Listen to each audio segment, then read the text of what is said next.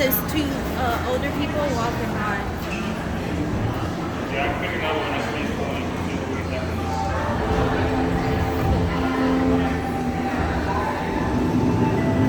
This is the little mission space.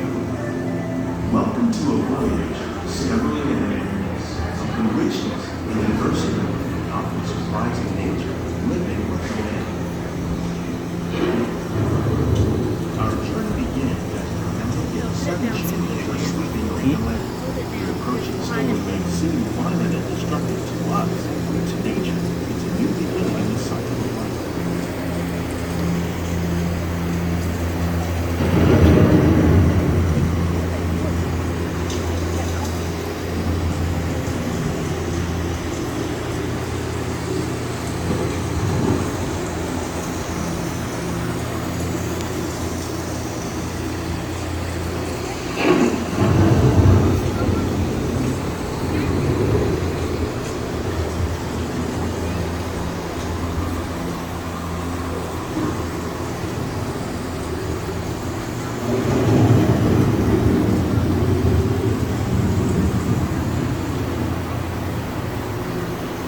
Beneath the surface of the land, roots trap water from the flowing mud, extracting precious nutrients and minerals.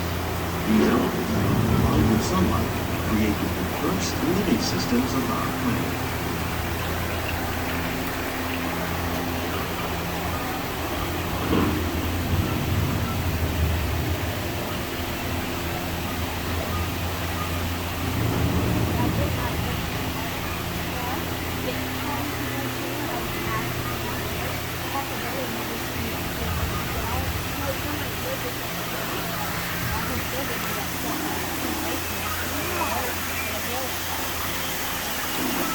One of those living systems is the rainforest, home to the most amazing concentration of life on our planet.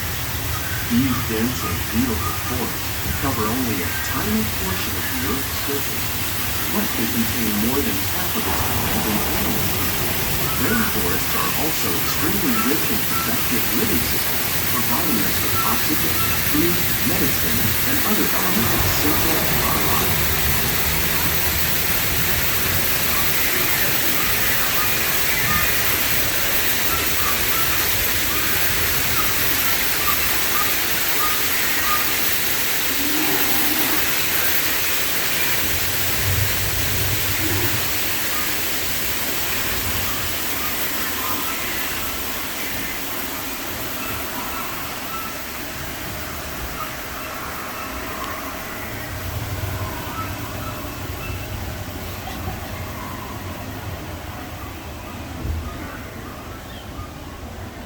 In the desert, nature has created a very different, but no less beautiful living system.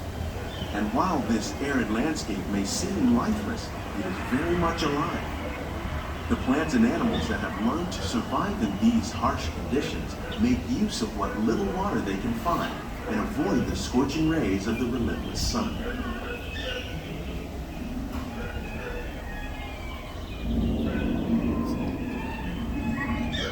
The American prairie once appeared as desolate as the desert, but over time, rainwater and nutrients gradually penetrated the hard surface of this land. Even the hooves of the mighty buffalo helped create the rich soil. One day they come home to the American farm.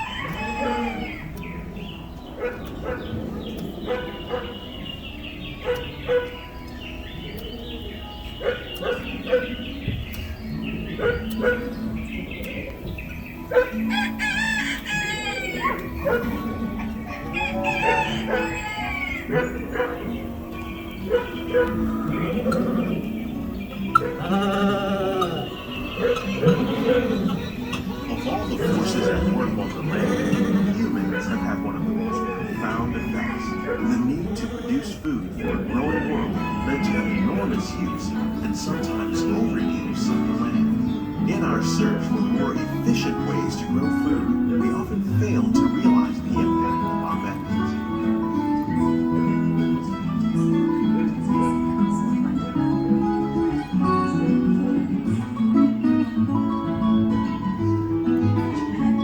Today, we're learning to live with the land, discovering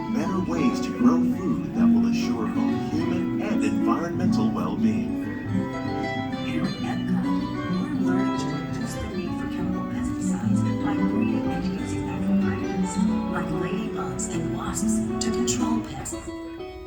In the farmlands across America, we're learning that by plowing under vegetation containing natural fertilizers, we can enrich the soil without the use of chemicals. In arid regions, we're learning to produce food on desert seacoasts by developing and planting crops that thrive on salt water. In Japan, we're learning that by mixing leaves and other living materials into our soil, we can make farmland more fertile without the need for chemicals. Here at Epcot, we're learning to reduce the need for chemical pesticides by breeding and using natural predators, like green plants that are necessary to control pests.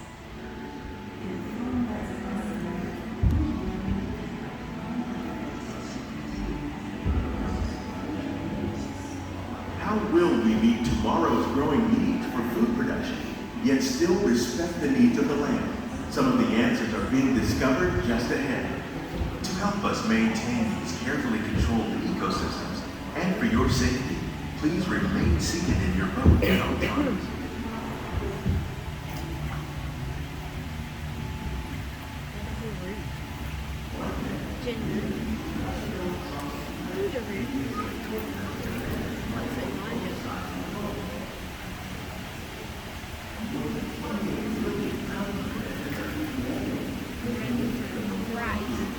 Welcome to our living laboratory, where scientists from Epcot and the U.S. Department of Agriculture are exploring innovative ways to produce bountiful harvests now and into the future.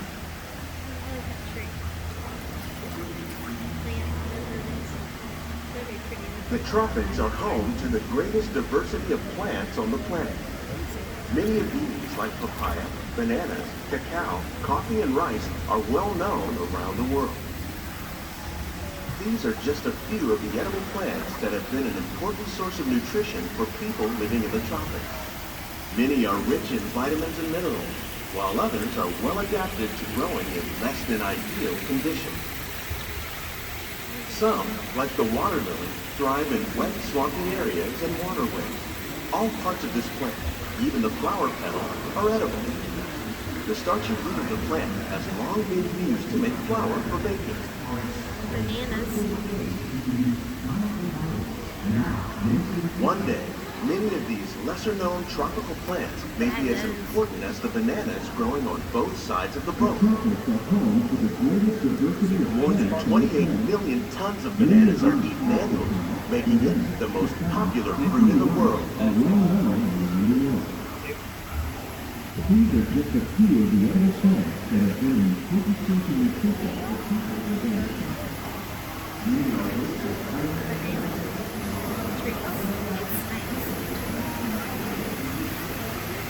Banana trees get snakes.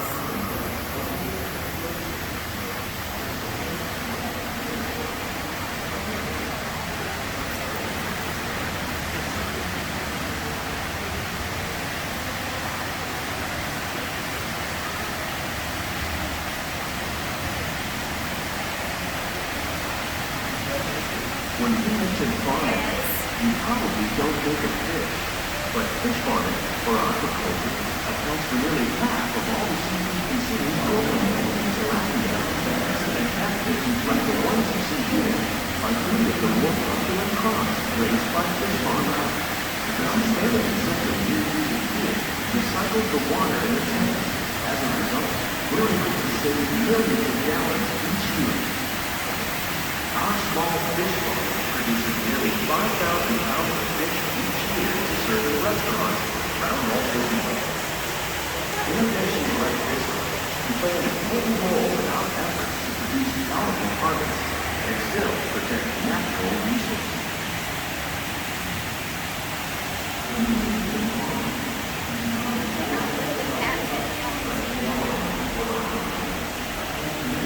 They might have moved them to another thing in the back. Really entertaining.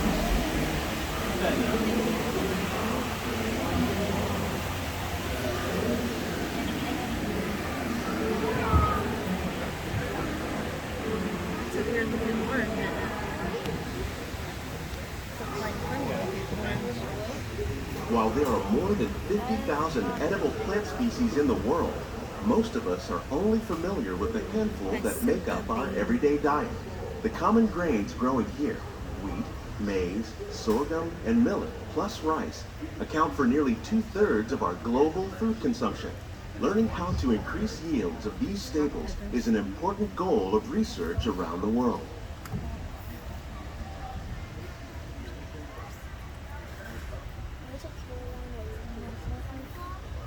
Yeah, those are very hot. What do you have? There's a plant. These plants are definitely on their way up. Innovative growing techniques like these increase yields while more efficiently using resources like water, fertilizer, and pesticides. Another innovation at work here is our integrated pest management program. By populating our greenhouses with beneficial insects that prey on harmful pests like aphids and flies, we are significantly reducing our reliance on conventional pesticides. We're growing these crops using our nutrient film system. This technique precisely controls and recycles water and nutrients. With it, we can produce over 27,000 heads of lettuce a year in this one small area.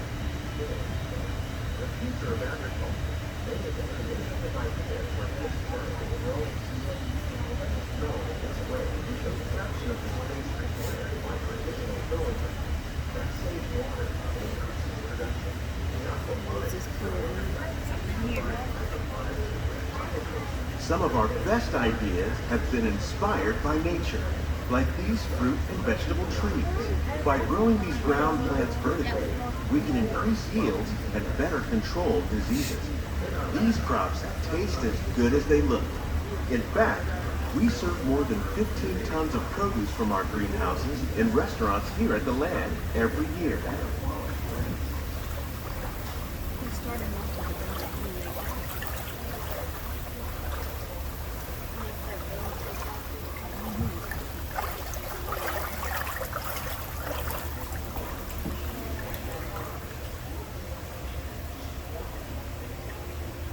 That looks like a big.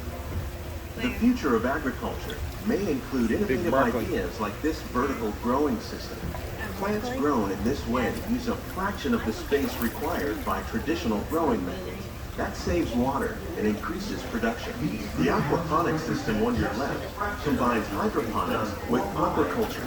The fish provide a natural source of fertilizer for the plants, and the plants help keep the water clean for the fish. It's another great way to produce more while using less. In our lab, Epcot scientists are working with a continue to find new ways to innovate food production and protect our precious natural environment. Yielding and better quality plants. Only then will we truly be living with the land.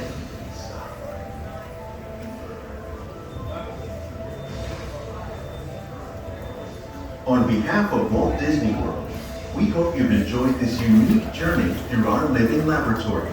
If you'd like a closer look, then check out the Behind the Seeds walking tour.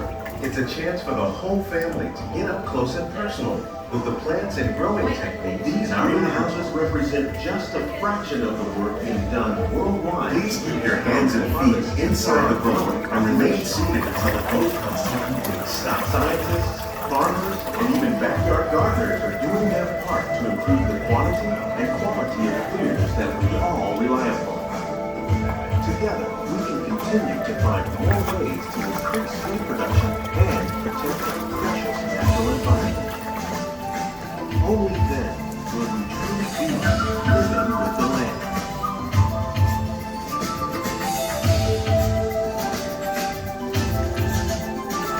On behalf of Walt Disney World, we hope you've enjoyed this unique journey through our living laboratory. If you'd like a closer look, then check out the